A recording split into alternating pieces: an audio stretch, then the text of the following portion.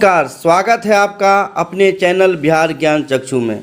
आज आपके लिए प्रस्तुत कर रहा हूं बिहार लोक सेवा आयोग द्वारा आयोजित प्रधान शिक्षक एवं प्रधानाध्यापक परीक्षा में पूछे जाने वाले संभावित वस्तुनिष्ठ प्रश्नों की 11वीं सीरीज। इस सीरीज में आप पाएंगे 50 महत्वपूर्ण प्रश्न जो सामाजिक अध्ययन के भूगोल विषय से संबंधित है। ये 50 प्रश्न आपके लिए काफ़ी महत्वपूर्ण साबित होने वाली है। आपसे आग्रह है, जिसने अब तक हमारे चैनल को सब्सक्राइब नहीं किया है वे हमारे चैनल को सब्सक्राइब कर लें, ताकि आपको सबसे पहले हमारा महत्वपूर्ण वीडियो मिलता रहे। शेष सीरीज का लिंक आप डिस्क्रिप्शन बॉक्स से पा सकते हैं। तो आइए, पहला प्रश्न है।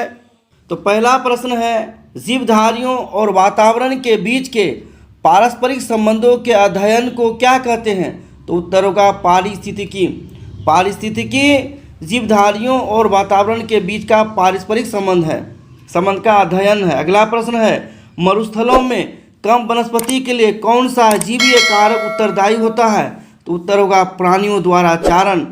अगला प्रश्न है, पौधों के पोषकों की विलेयता और प्राप्यता किससे संबंधित होती है?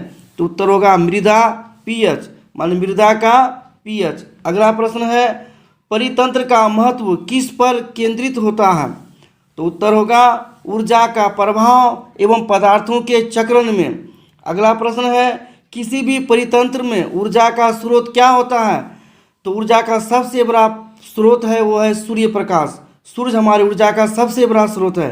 तो किसी भी परितंत्र में ऊर्जा का स्रोत हो जाएगा सूर्य प्रकाश, सनलाइट। अगला प्रश्न है, जब मोर सांप को खाता है जो हरे पौधे पर निर्भर कीटों को खाता है, तब मोर क्या कहलाता है? तो उत्तर होगा खाद्य पिरामिड का शिखर। अगला प्रश्न है, हिरण और मधुमक्खी किस पोषण स्तर के जीवधारी हैं? तो उत्तर होगा हिरण और मधुमक्खी जो है एक ही पोषण स्तर के जीवधारी हैं। अगला प्रश्न है, वातावरणीय प्रदूषण में लाइकेन महत्वपूर्ण है क्योंकि वह प्रदूषकों के प्रति संवेदनशील होते हैं। ये जो लाइकेन है वो प्रदूषक के प्रति संवेदनशील होते हैं। अगला प्रश्न है, 9वां प्रश्न, मुंबई और कोलकाता जैसे शहरों में मुख्य वायु प्रदूषक कौन है? तो उत्तर होगा कार्बन मोनोऑक्साइड और सल्फर डाइऑक्साइड अर्थात CO और SO2। अगला प्रश्न है, जीव वैज्ञानिक 5 जून को क्या मनाते हैं? तो जीव वैज्ञानिक जो है 5 जून को विश्व पर्यावरण दिवस मनाते हैं।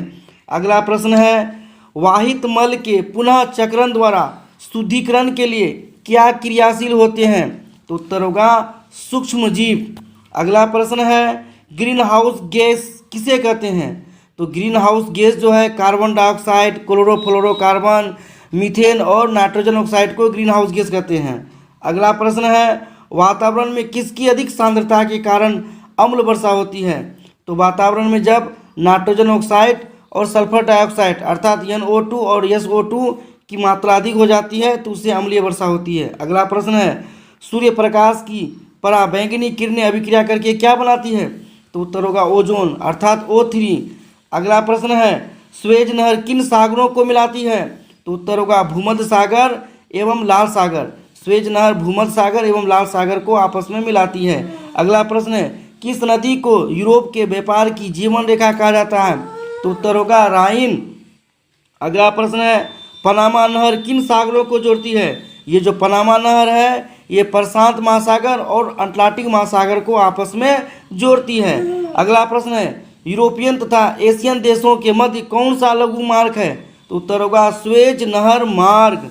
अगला प्रश्न है, सबसे व्यस्तम समुद्री व्यापार मार्ग कौन है? तो उत्तर होगा उत्तरी अटलांटिक मार्ग। उत्तरी अटलांटिक मार्ग जो है वो सबसे बिजी वाला समुद्री व्यापार मार्ग है। अगला प्रश्न है, सड़क परिवहन किस स्थलाकृति का उपयोगी साधन है? तो मैदानी स्थलाकृति का उपयोगी साधन है। अगला प्रश्न है, परिवहन के साधनों में सबसे सस्ता परिवहन का साधन कौन है? तो उत्तर होगा जल परिवहन। जल परिवहन का सबसे सस्ता साधन है। अगला प्रश्न है, ट्रांस साइबेरियन रेल मार्ग विश्व का सबसे लंबा रेल मार्ग है, यह कहाँ से कहाँ तक जाता है? तो ये जो है ट्रांस साइबेरियन रेल मार्ग जो है ये व्लादिवोस्टॉक से सेंट पीटर्सबर्ग तक जाती है। अगला प्रश्न है, यूनियन पैसिफिक रेल मार्ग कहाँ स्थित है? तो ये जो यूनियन पैसिफिक रेल मार्ग है ये संयुक्त राज्य अमेरिका में स्थित है। अगला प्रश्न है, ईरी तथा ओंटेरियो झीलों को मिलाने वाली नहर कौन सी है? तो उत्तर होगा वेलेंड नहर। अगला प्रश्न है अफ्रीका महाद्वीप के किन्हीं 3 बंदरगाहों के नाम बताइए। तो उत्तर होगा केप टाउन, पोर्ट एलिजाबेथ और दार एस सलम। ये तीनों जो बंदरगाह है ये अफ्रीका महाद्वीप में है। अगला प्रश्न है 26वां प्रश्न, फ्रांस में रेलगाड़ी का चलना कब शुरू हुआ? तो उत्तर होगा 1830। अगला प्रश्न है विश्व में सबसे लंबा रेल मार्ग कौन सा है? तो उत्तर होगा ट्रांस साइबेरियन रेल मार्ग। ट्रांस साइबेरियन रेल मार्ग विश्व का सबसे लंबा रेल मार्ग है। अगला प्रश्न है लाल आंकड़े की पुस्तक क्यों प्रसिद्ध है? तो ये संकटग्रस्त पौधों के लिए है। लाल आंकड़े की जो पुस्तक है वो जो जीव समाप्त होने वाला, विलुप्त होने वाला है, उसी का जो उसमें लेखा जोखा होता है, अर्थात उत्तर होगा संकटग्रस्त पौधों के लिए। अगला प्रश्न है पृथ्वी पर मानव निवास कब से प्रारंभ हो गया था? उत्तर होगा इयोसीन युग से। अगला प्रश्न है भारतवर्ष में जनगणना सबसे पहले किस वर्ष आरंभ हुई थी? तो उत्तर होगा 1881 ईस्वी में। मानव का वर्तमान विकसित स्वरूप किस युग में हुआ था? उत्तर होगा प्लीस्टोसीन युग में। अगला प्रश्न है चीन के बाद सबसे अधिक जनसंख्या का प्रतिशत किस देश में है? इसका तो सौभाग्य भारत को है कि भारत चीन के बाद सबसे अधिक जनसंख्या प्रतिशत वाला देश है। अगला प्रश्न है भूमि के क्षेत्र एवं उस पर निवास करने वाली जनसंख्या के अनुपात को क्या कहते हैं? उत्तर होगा वास्तविक जनसंख्या का घनत्व।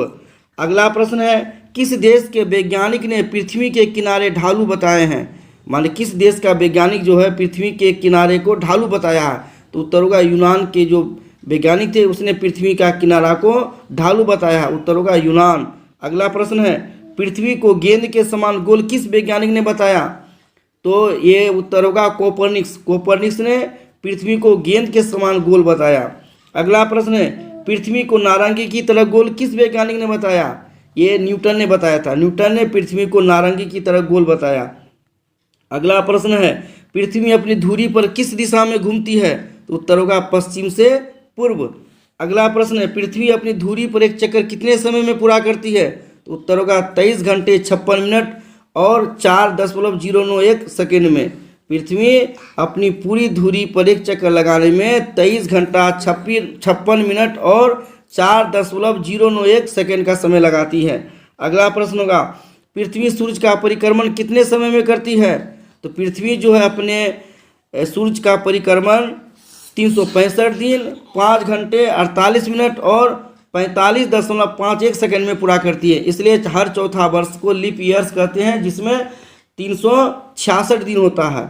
अगला प्रश्न है ज्वालामुखी उद्गार से निकलने वाले मैग्मा का तापमान कितना रहता है? तो इसका तापमान जो है 500 डिग्री सेल्सियस से 1400 डिग्री सेल्सियस तक होता है। अगला प्रश्न है ज्वालामुखी का ऊपरी भाग जहाँ से लावा बाहर निकलता है क्या कहलाता है? तो इसका उत्तर होगा क्रेटर। क्रेटर्स जो है उस भाग को कहते हैं ज्वालामुखी का ऊपरी भाग को जहाँ से लावा निकलता है। अगला प्रश्न है 42वां प्रश्न वर्तमान में विश्व का सबसे ऊंचा गीजर कौन सा है?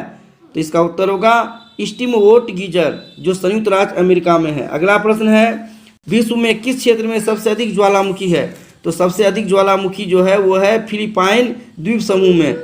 44वां प्रश्न है किस ज्वालामुखी को भूमध्य सागर का प्रकाश स्तंभ कहते हैं?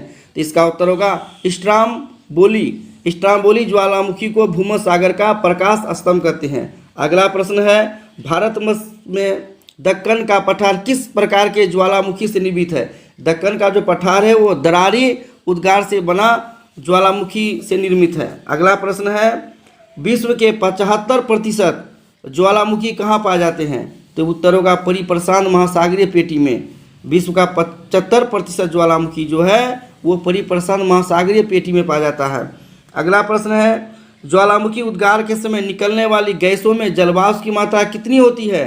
तो ये जो जलवाष्प की मात्रा होती है 80 से 90% यानी 80 से 90% तक होता है।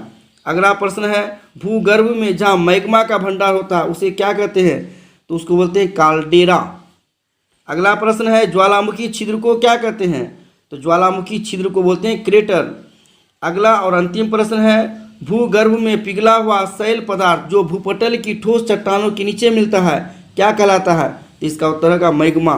भूगर्भ में पिघला हुआ शैल पदार्थ जो भूपटल की ठोस चट्टानों के नीचे मिलता है वो मैग्मा कहलाता है। इसी के साथ हमारा ये 11वां सीरीज समाप्त होता है। फिर मिलेंगे एक नए वीडियो के साथ। जिसने अब तक हमारे चैनल बिहार ज्ञान चक्षु को सब्सक्राइब नहीं किया है उनसे आग्रह हमारे चैनल बिहार ज्ञान चक्षु को सब्सक्राइब कर ले, ताकि अगला वीडियो सबसे पहले आप तक पहुँचे।